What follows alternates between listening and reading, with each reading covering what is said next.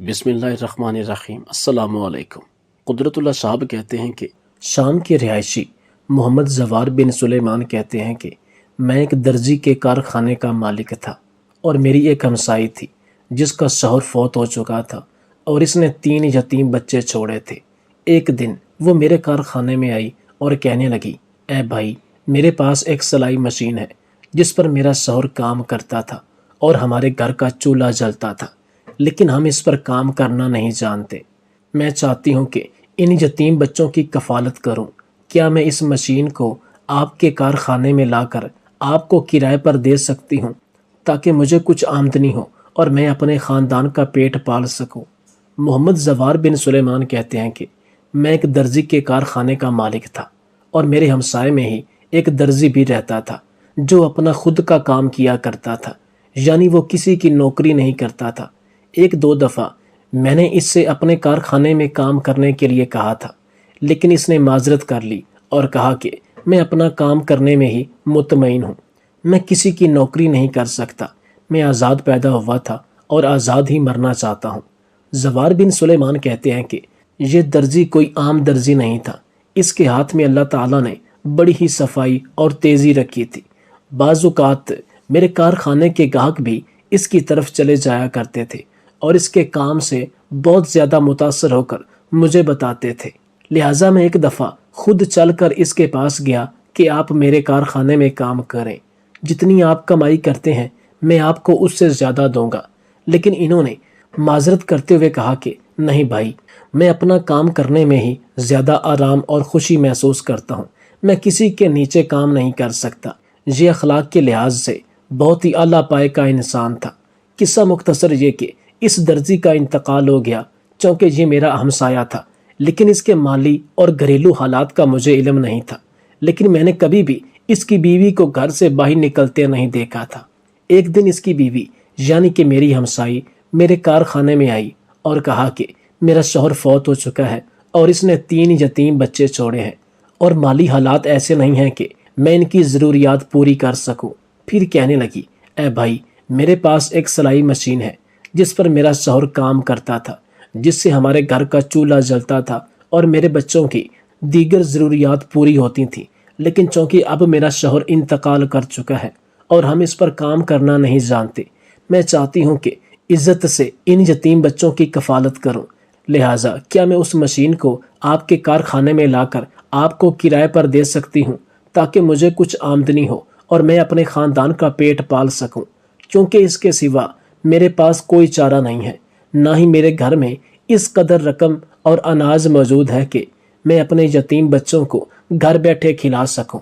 زوار بن سلیمان کہتے ہیں کہ میں اس کی بات سن کر شرمندہ ہو گیا اور شرم کبھی بھی برائی کی طرف نہیں لے جاتی۔ میں نے کہا، بہن بالکل، آپ اسے میرے پاس بھیج دیں کیونکہ مجھے ایک سلائی مشین کی اشد ضرورت ہے اور میں ایک سلائی مشین ڈھونڈ رہا تھا۔ یہ تو اچھا ہوا کہ آپ نے مجھے بتا دیا۔ خیر اگلے دن جب اس نے مشین لائی تو میں نے دیکھا کہ وہ بہت پرانا ماڈل تھا اور میرے کسی کام کا نہیں تھا، کیونکہ اس ماڈل کو چلانے کے لیے بھی ایک خاص کاریگر کی ضرورت ہوتی ہے، لیکن میرے پاس ایسا کوئی کاریگر نہیں تھا جو اس پرانے ماڈل کی مشین کو چلا سکتا، اور نہ ہی مجھے کسی مشین کی ضرورت تھی، لیکن میں اس عورت کا دل نہیں توڑنا چاہتا تھا۔ میں نے اسے پوچھا، بہن آپ اس مشین کا کرایہ کیا لینا چاہتی ہیں؟ اس نے کہا 3000 لیرہ۔ یہ واقعہ شام میں ہونے والی عبرت ناک جنگ سے 20 سال پہلے کا ہے۔ میں نے اسے 3000 لیرہ دیے اور مشین کو ایک کونے میں رکھ دیا کیونکہ وہ کسی کام کی نہیں تھی، لیکن میں نے اس کا دل نہیں توڑا۔ ہم 10 سال تک اسی حالت میں رہے۔ ہر مہینے جمیل آتی اور مشین کا کرایہ لیتی، جبکہ مشین کارخانے کے ایک کونے میں پڑی رہتی اور کوئی کام نہیں کرتی تھی۔ 10 سال بعد ہم نے چھوٹے کارخانے کو ایک نئے بڑے کارخانے میں منتقل کیا جو قصبے کے کنارے پر تھا۔ جب ہم سامان منتقل کر رہے تھے تو میں نے کہا، جمیل کی مشین بھی لے جاؤ۔ کارخانے کی مینیجر نے کہا، سر ہمیں جمیل کی مشین کی کیا ضرورت ہے، کیوں اسے لے جائیں؟ میں تو پہلے بھی بہت زیادہ حیران ہوتی ہوں کہ آپ ہر مہینے 3000 لیرے مفت میں اس عورت کو دیتے ہیں، جبکہ یہ مشین ہمارے کسی کام کی نہیں، بلکہ اس مشین نے خواہ مخواہ میں ہمارے کارخانے میں فضول جگہ گھری ہوئی ہے۔ میں نے کہا یہ تمہارا کام نہیں، بس اسے لے جاؤ۔ دن اور سال گزرتے گئے، لیکن ہر مہینے جمیل آتی اور میں اسے 3000 لیرے دیتا، اور کبھی بھی ایسا نہیں ہوا کہ میں نے اسے یہ رقم دیتے وقت اس کا شکریہ ادا نہ کیا ہو۔ میں نے ہر دفعہ اسے کہا کہ آپ کی مشین کی وجہ سے میرا کام بہت آسان ہو چکا ہے۔ جو کام میں 2 گھنٹے میں کرتا تھا وہی کام اب اس مشین کے ذریعے 1 گھنٹے میں ہو جاتا ہے۔ لہٰذا اس رقم کے علاوہ آپ کا بہت شکریہ کہ آپ نے یہ مشین مجھے دی۔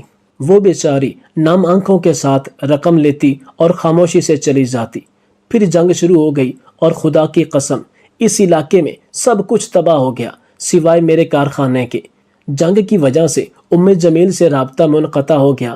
میں اکثر سوچتا تھا کہ جہاں اتنی بڑی بڑی اور مضبوط عمارتیں تباہ ہو گئیں، لیکن میرے کارخانے کو کچھ نہیں ہوا، کیونکہ میرے بالکل سامنے ہی ایک 4 منزلہ بڑی عمارت تھی جسے عرف عام میں پلازا کہتے ہیں۔ وہ تک تباہ ہو گیا، لیکن میرے کارخانے کو آنچ تک نہیں آئی۔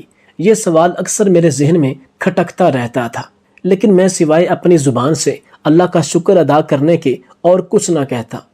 جمیل سے رابطہ منقطع ہو گیا، لیکن ہم نے بہت کوشش کی مگر اس کا کوئی پتہ نہیں چلا۔ ہر بار جب ہم اس کے نمبر پر فون کرتے تو وہ بند ہوتا۔ میری کارخانے کی مینیجر مجھے چھوڑ کر یورپ چلی گئی۔ 2 ماہ بعد اس نے مجھے فون کیا اور کہا میں نے ایک خواب دیکھا ہے اور میں چاہتی ہوں کہ آپ اسے سنیں۔ میں نے پوچھا وہ کیا خواب ہے؟ اس نے کہا میں نے خواب میں سنا، مجھے ایک آواز کہہ رہی تھی زوار بن سلیمان کو کہو کہ جمیل کی مشین کی برکت سے ہم نے تمہارے کارخانے کو محفوظ رکھا۔ تم نے جس قدر جمیل سے ہمدردی کی اسے کبھی محسوس نہیں ہونے دیا کہ اس کی مشین یا وہ خود اور اس کے یتیم بچے تم پر بوجھ ہیں۔ بالکل اسی طرح اتنی بڑی جنگ ہونے کے باوجود ہم نے تمہیں محسوس نہیں ہونے دیا کہ یہاں پر کوئی جنگ چھڑی ہو۔ زوار بن سلیمان کہتے ہیں کہ میری جلد کانپ گئی اور آنکھوں میں آنسو آ گئے۔ میں نے کہا الحمدللہ، اور خدا کی قسم میرے کارخانے سے ایک سوئی بھی غائب نہیں ہوئی، حالانکہ اس علاقے میں سب کچھ تباہ ہو گیا تھا۔ میں نے پھر مزید کوششیں تیز کر کے جمیل کا پتہ کرنے کی بہت زیادہ کوشش کی، لیکن میری ہر کوشش ناکام ہوئی اور مجھے اس کے متعلق کچھ معلوم نہ ہو سکا کہ وہ کہاں رہتی ہے، ان کے بچوں کا کیا بنا، اور کیا وہ اس دنیا میں موجود بھی ہیں یا شہید ہو گئے۔ لیکن مجھے علم نہ ہو سکا، لیکن مجھے یہ علم ضرور ہو گیا، اور یہ میں اپنے جیتے جی تمام لوگوں کو نصیحت کرتا ہوں کہ کسی بھی انسان کی گئی کوئی بھی چھوٹی یا بڑی نیکی رائگاں ہونی تو دور کی بات، بلکہ اس نیکی کے کام سے اس کی دنیا اور آخرت دونوں میں اللہ تعالیٰ کی واضح برکتیں رہتی ہیں۔ یہ نیکیاں نقصان اور برائی دونوں سے بچاتی ہیں۔ زندگی میں کبھی بھی موقع ملے، چاہے حقیر سے حقیر نیکی ہی کیوں نہ ہو، اسے ضائع مت کیجیے۔ وہ نیکی آپ کے لیے حقیر ہو سکتی ہے، لیکن اس کا اجر آپ نہیں جانتے۔